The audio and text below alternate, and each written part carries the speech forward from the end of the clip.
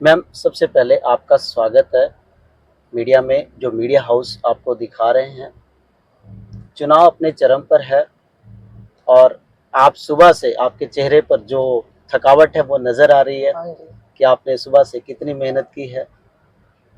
बात की जाए विधानसभा शाहबाद से, तो आप वहाँ से आम आदमी पार्टी की प्रत्याशी हैं। आपका नाम आशा पठानिया है। हाँ जी। वो नाम भी आपकी कोई मोहताज नहीं है, हर कोई जानता है।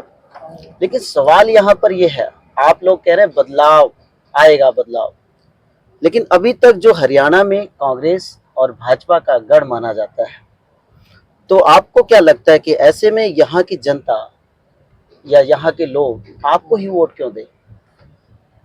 आप जिस गढ़ की बात करते हैं, जो पार्टी अभी तक राज करती आई है 70 सालों से, अब 10 साल से जो भाजपा राज करती आई है, वो पार्टी अब धराशायी हो चुकी है। और उनके जो वादे थे वो सारे ढकोसले थे, कोई भी वादा उन्होंने पूरा नहीं किया है। और वो पार्टियां अब जनता भी उनको कहीं लाइक नहीं करती। वो अपना जो अस्तित्व था वो खोते जा रहे हैं। और जनता एक बदलाव चाहती है। और जनता चाहती है कि हम एक बदलाव की तरफ जाएं, क्योंकि हम सभी पार्टियों को देख चुके हैं 70 साल से, 75 साल से, और हमारा कोई काम नहीं होता, छोटे से बड़ा तक। तो हम अब की बार आम आदमी पार्टी यानी पंजाब और दिल्ली में जो सरकार बनी है, जो सुविधाएं दी जाती है, जो अरविंद केजरीवाल जी की नीतियां हैं, हम उन नीतियों को देखते हो और दिल्ली पंजाब में जो सुधार हुआ है उन सुधार को देखते हुए हम हरियाणा में भी एक बदलाव चाहते हैं। बिल्कुल मैम, आपका एक स्लोगन है, आप जिस विधानसभा से संबंध रखती हाँ हैं, जी। कि एक वोट नशे पर चोट। बहुत बड़ी बात है, जिस कॉन्सेप्ट को आप लेकर चल रही हैं पूरे देश की समस्या है, सिर्फ आपके शाहबाद विधानसभा की नहीं हाँ है। जी। बहुत सारी सरकारें आती हैं, लेकिन कारण ऐसा क्या है कि वो समस्या दूर नहीं होती और इस पर कंट्रोल नहीं हो रहा है। तो आपके पास ऐसी कौन सी योजना है? हाँ जी। एक तो मैं कहना चाहूंगी आपके चैनल के माध्यम से कि एक वोट नशे पे चोट। तो मैं कहना चाहूंगी कि उनका स्लोगन ही यही बना हुआ है और जनता उनको नकार रही है। अभी उनकी एक वीडियो भी आई हुई है और लोगों की यही पुकार है कि अब की बार शाहबाद को बचाया जाए और शाहबाद को बचाने के लिए आगे आया जाए। ये शाहबाद को नशे की चपेट में लेकर सारे शाहबाद को खा जाएंगे, सबके बच्चों को खा जाएंगे और यहाँ पर सारी नौजवानों की जिंदगी खत्म होती जा रही है। आज भी अभी मैं गई थी एक रावा गांव में, वहां पर एक नौजवान की नशा करके ही 24 साल की उम्र में ही उसकी डेथ हो चुकी है। और आए दिन हमें इतने केस मिलते हैं। अभी स्टेशन माजरी में 2 बच्चों की डेथ हो चुकी है।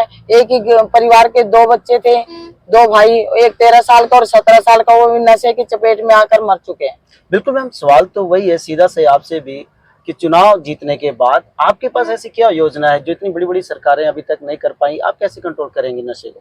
हाँ जी, मैं कंट्रोल करना चाहूंगी कि अगर मुझे शाहबाद की जनता भारी मतों से जिताकर विधानसभा में भेजती है, तो जनता की यही आवाज है कि एक नशे को खत्म किया जाए। सबसे पहले मैं यही सोचती हूँ कि मैं नशे को खत्म करूं, क्योंकि नशे की चपेट में शाहबाद नहीं, पूरा हरियाणा, पूरा प्रदेश इसकी चपेट में है। और ये पूरा इनका बिजनेस यहाँ से दिल्ली से लेकर जम्मू तक फैला हुआ है। और इन्होंने शाहबाद में तो हर एक बंदे को, नौजवान को अपने नशे की चपेट में लेकर रखा है और उनको कम दामों में नशा बेचा जाता है और हर घर में बच्चे नशे की चपेट में आए हुए हैं। मैं बाहर गांव में जाती हूँ तो लोग मुझे कहते हैं, मैडम जी हमारे बच्चों को बचाओ। मैं उनको कहती हूँ कि मैं अकेले आपके बच्चों को नहीं बचा सकती, आप लोगों को साथ देना पड़ेगा, सहयोग करना पड़ेगा और आम आदमी पार्टी की सरकार बनानी पड़ेगी और मुझे एक मौका देकर विधानसभा में भेजना पड़ेगा।